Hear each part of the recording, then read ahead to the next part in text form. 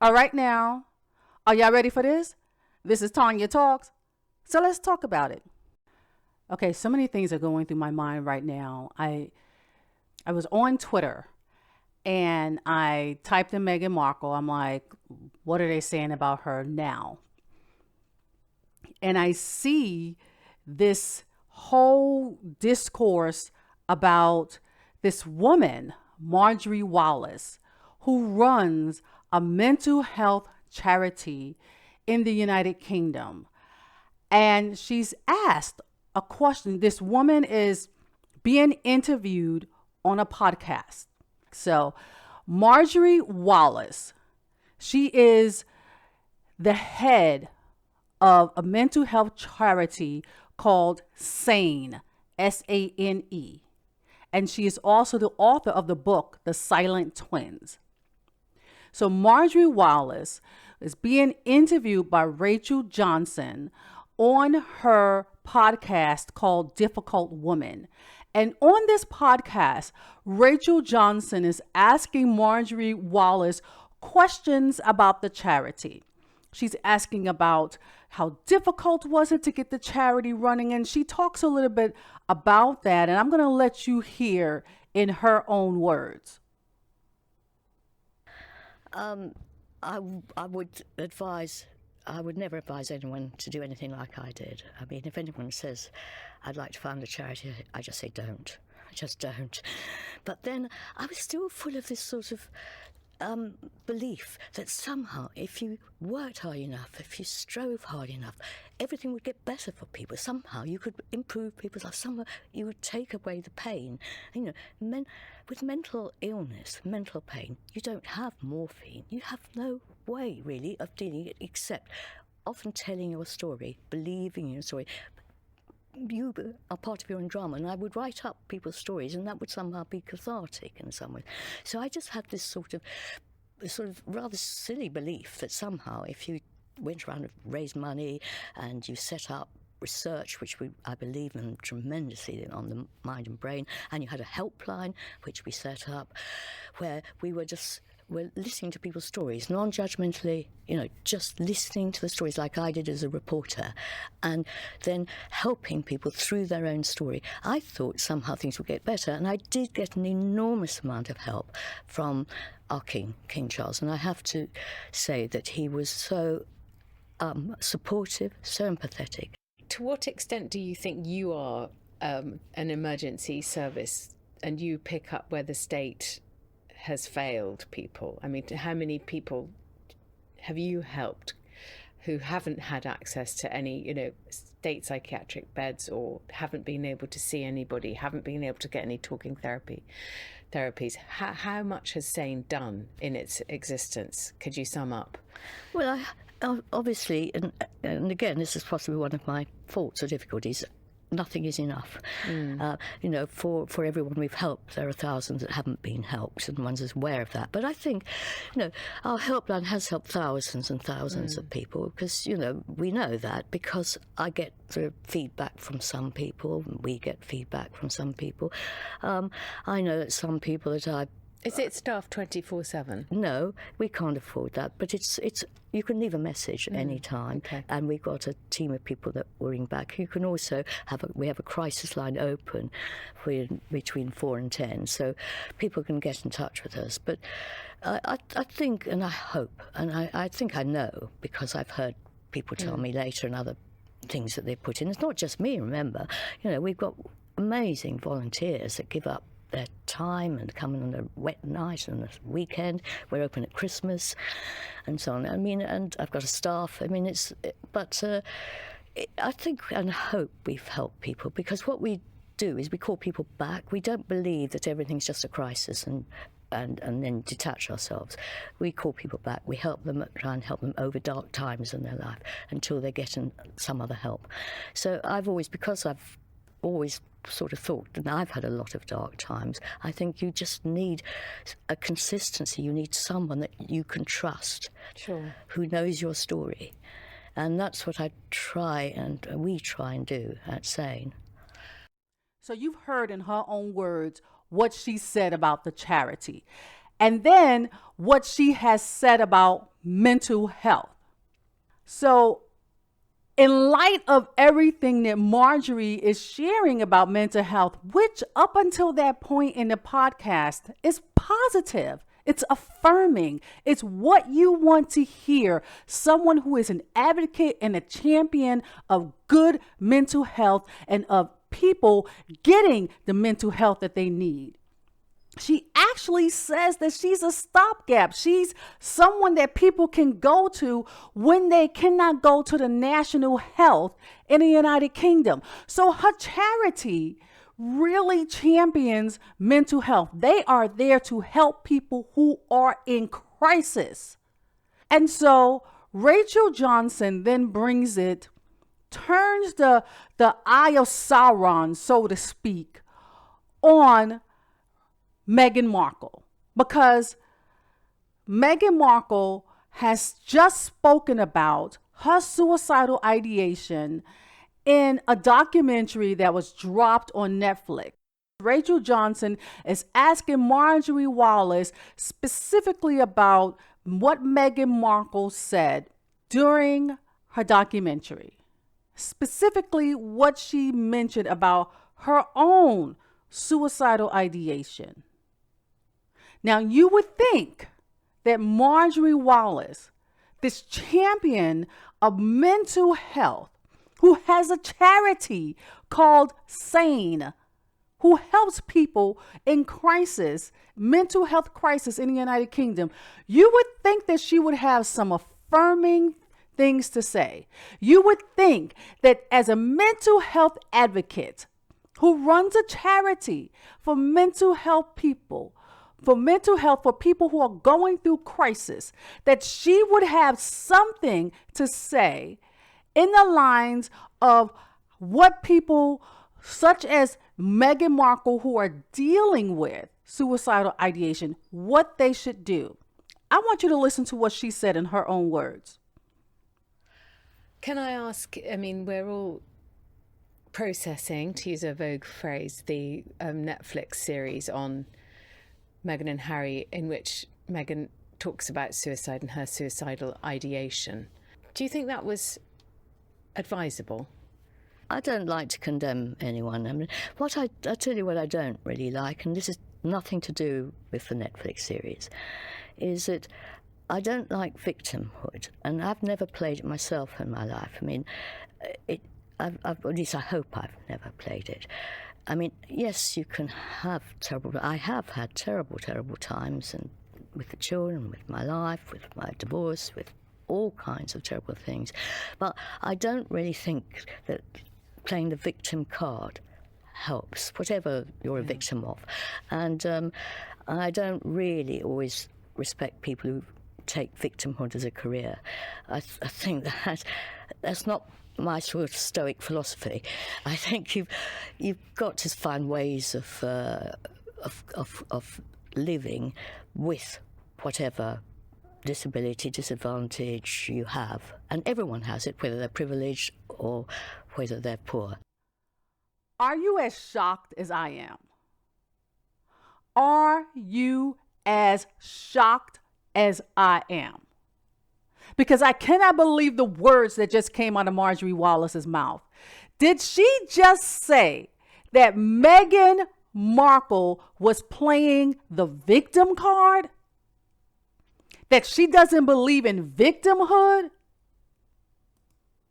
I want to share what I read on Twitter because this is powerful. This is by, and the name is Reese's Pieces. She says, the founder, in reference to Marjorie Wallace, she says, the founder has proactively othered the millions of people living with mental health issues, problems, and disorders. She trivialized suicide prevention and labeled seeking help as nothing more than playing the victim. It's dangerous, disgusting, and truly damaging language. And I agree with that. I'm going to say it again. Read it one more time. She said, the founder has proactively othered the millions of people living with mental health issues, problems, and disorders. She trivialized suicide prevention and labeled seeking help as nothing more than playing the victim. It's dangerous, disgusting, and truly damaging language. Immediately, when I read that tweet, it reminded me of the millions upon millions of women throughout history who have lived with a spouse that has beat them beyond recognition. Some of these men have murdered their spouses. Some have just beat them their entire marriage all the way up until the time that they died. Their entire marriage they dealt with. And some of these women suffered in silence.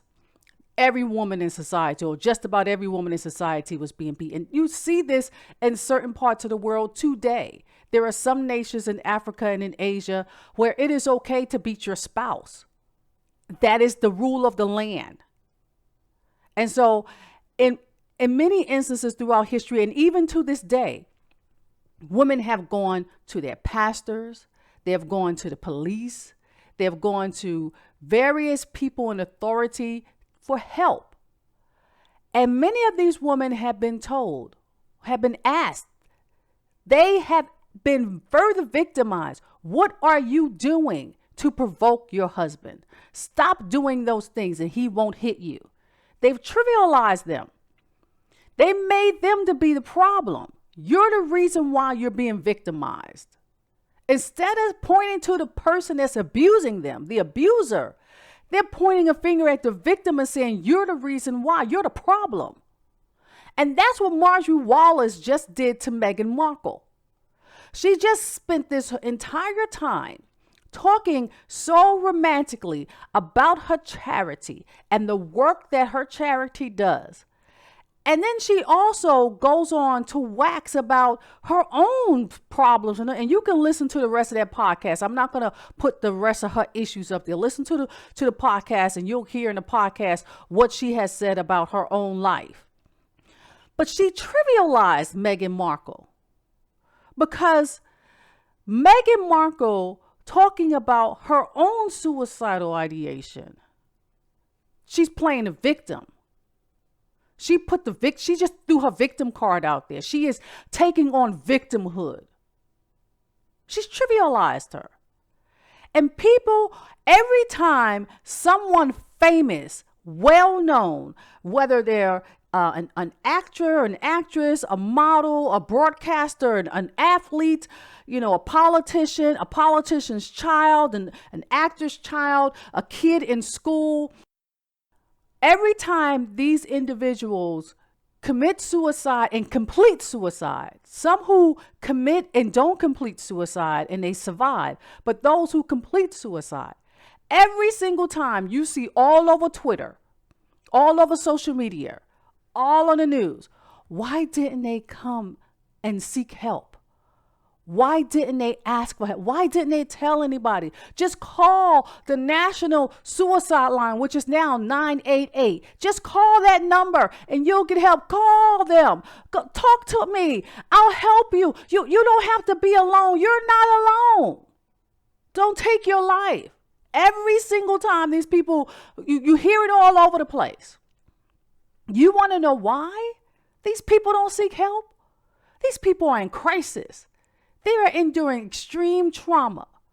They did not come to this conclusion of taking their own life lightly. Majority of people want to live. Unless you are in excruciating pain day in and day out. And I'm not talking about palliative care and euthanasia. That's a whole different topic. But people who come to the conclusion that death is a better option of living, they don't come at that lightly. They didn't wake up one day and say, you know what I'm going to do? I'm going to try death today. They didn't come at that lightly. There were some extreme things going on in their life before they came to that conclusion. They were victims of extreme racism, as in Meghan Markle's case. They are victims of sexual abuse, physical abuse, bullying, these campaigns of hate on social media, There's a variety of reasons why people come to this conclusion that they'd rather take their life. They're in extreme pain, as was Robin Williams. He was in extreme pain and he made that decision. There's a variety of reasons why people decide that suicide is the best option. These individuals who do not complete suicide, either they were just at the point where it's suicidal ideation, they've only talked about it, and they mention it to a loved one or to a close confidant, to a friend, to a healthcare professional, to anyone else that they respect or admire, or they think they can step in and help them. They haven't actually carried it out. They haven't done anything. That person is not playing the victim card. That person is actually telling you about their trauma, and they're in crisis and they need help. Even if someone did not tell anybody about their suicidal ideation, made a plan, carried out the plan, and did not complete suicide, and then they bravely spoke out about their suicide attempt, such as Tamar Braxton. She's not playing the victim card. She is talking about the events of her life that brought her to that critical moment where she was in crisis, and she made a decision that she would rather not be here and continue living in the pain that she was in, and would rather leave the planet. I tweet up when mental health stuff comes up and suicide comes up on the timeline when I'm on Twitter. I tweet about it. I say a few things here and there, and then I just go mum. I don't say much because there's a lot more that I could say. And there's a lot more I could say in this particular video that I'm doing and placing on YouTube, this podcast that I'm throwing out there. There's a lot more I could say. And eventually I will say in the future. I'm working on a project and I will say something more in the future. But right now, I could not just not say anything, because something needs to be said. Something needs to be said. It is not okay what she said, and it's more reprehensible what she said, what Marjorie Wallace said, because of her role, her position. This woman is not young. She's not 15, 16, 17, 18 years old, just starting life and don't quite know where she is. This is an 80-year-old woman. This is a senior woman. She has lived life. She knows better. And then she's in the mental health field. So she knows more than many others do, because that's her field. That's what she breathes in and day out. She knows better. But her bias, her extreme bias came out. And it makes me wonder who is actually getting help through this charity SANE that she's in charge of. Are they only helping certain individuals and not helping others? Because she has totally othered Meghan Markle. Meghan Markle's pain is not the same as everybody else's. Meghan Markle is playing the victim. You can't pay attention to what she's saying. She's playing a victim card. She's taking on the mantle of victimhood. So you can just erase what she said, erase what she's experienced. It's not important. She's othered her. And it's not right. It is not right what she said. And we should not allow people, especially people like Marjorie Wallace, we should not allow them not just to get away with them. We should not allow them to say what they're saying and continue in the role that they're in. As a society, we should say it is not okay and hold these people up to a higher standard. And this is not a partisan thing. This is not a conservative versus liberal thing. This is not a pro-monarchy versus not pro-monarchy thing. This is not a pro-Meghan Markle versus I'm not into Meghan Markle thing. This is pro-humanity. You cannot say that you support mental health and then say that someone who is enduring an extreme crisis, suicidal ideation is extreme, and say that that person is playing the victim, that they're using a victim card. It's reprehensible.